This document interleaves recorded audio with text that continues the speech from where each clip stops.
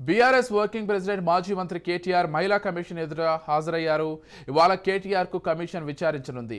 మహిళలపై చేసిన వ్యాఖ్యలకు ఆయన వివరణ ఇవ్వనున్నారు. ఈ నెల 15న తెలంగాణ భవన్లో స్టేషన్ గన్పూర్ కార్యకర్తల సమావేశం జరిగింది. ఆ సమావేశంలో కేటీఆర్ కొన్ని వ్యాఖ్యలు చేశారు.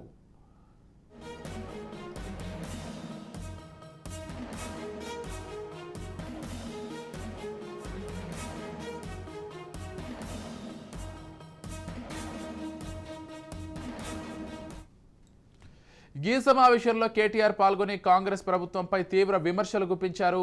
ఈ సందర్భంలో మంత్రి సీతక్క ఆర్టీసీ ఉచిత ప్రయాణంపై కొంతమంది చేసిన వ్యాఖ్యలకు సమాధానమిచ్చారు. అయితే కేటీఆర్ మంత్రి సీతక్క మాట్లాడిన మాటలకు కౌంటర్ ఇచ్చారు. అయితే మహిళల ఉచిత బస్సు ప్రయాణంపై కేటీఆర్ చేసిన కామెంట్స్పై వివాదం రాజుకుంది. బస్సుల్లో మహిళలు బ్రేక్ డ్యాన్స్, రికార్డింగ్ డ్యాన్స్లు చేసినా తాము ఏమంటామని అంటూ వ్యంగ్యంగా మాట్లాడారు.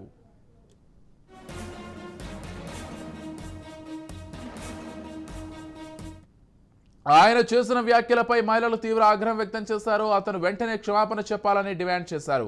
కేటీఆర్ దిష్టిబొమ్మలను కాంగ్రెస్ మహిళా నేతలు దగ్ధం చేశారు. మహిళల గురించి వివాదాస్పద కామెంట్స్ చేశారని సుమోటోగా స్వీకరించి మహిళా కమిషన్ నోటీసు ఇచ్చింది.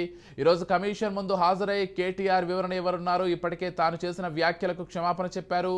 యథాలాపంగా ఉన్నానే తప్ప మహిళలను అవమానించే ఉద్దేశం లేదని వివరణ ఇచ్చారు.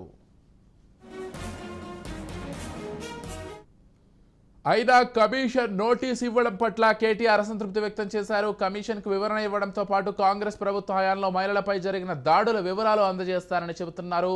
మహిళల మీద జరిగిన దాడులు, అఘాయిత్యాలపై కమిషన్ ఎందుకు స్పందించలేదని ప్రశ్నించారు. కేటీఆర్ వివరణపై మహిళా కమిషన్ ఎలా స్పందిస్తుందనే విషయంపై ఆసక్తి నెలకొంది.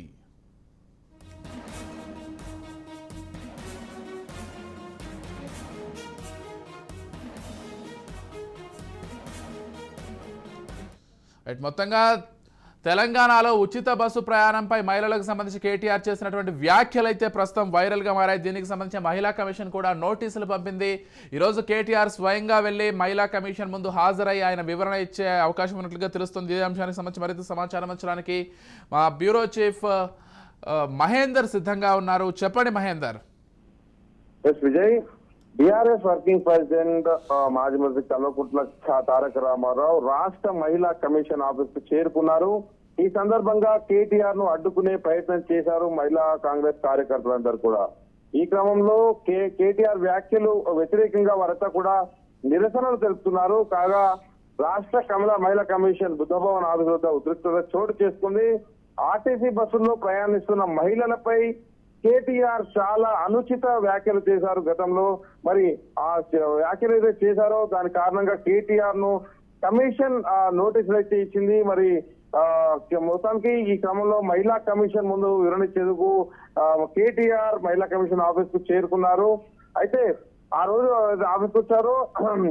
కేటీఆర్ వస్తున్న నేపథ్యంలో మహిళా కాంగ్రెస్ కూడా కమిషన్ వద్దకు భారీ సంఖ్యలో చేరుకున్నారు.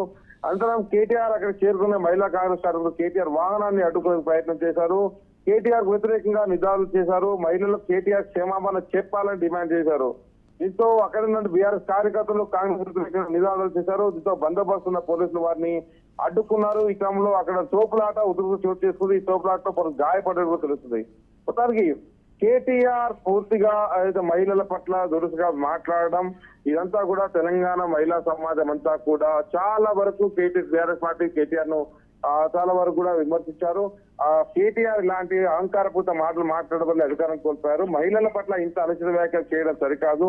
డిస్కో బాగా డాన్స్ చేయడం ఏంటి బస్సులో ప్రయాణిస్తూ, ఎవరైనా ఎమర్జెన్సీ ఏదో పని చేసుకోవచ్చు. దాన్ని ఆయన వ్యంగ్యంగా మాట్లాడుతూ ఉచిత బస్సులో ప్రయాణిస్తున్న ప్రతి మహిళను కించపరుస్తున్నట్టుగానే ఉంది. చాలా వరకు కూడా పేద మధ్యతరగతి నిరుపేద వారంతా కూడా ఉచిత బస్సును స్వాగతిస్తున్నారు.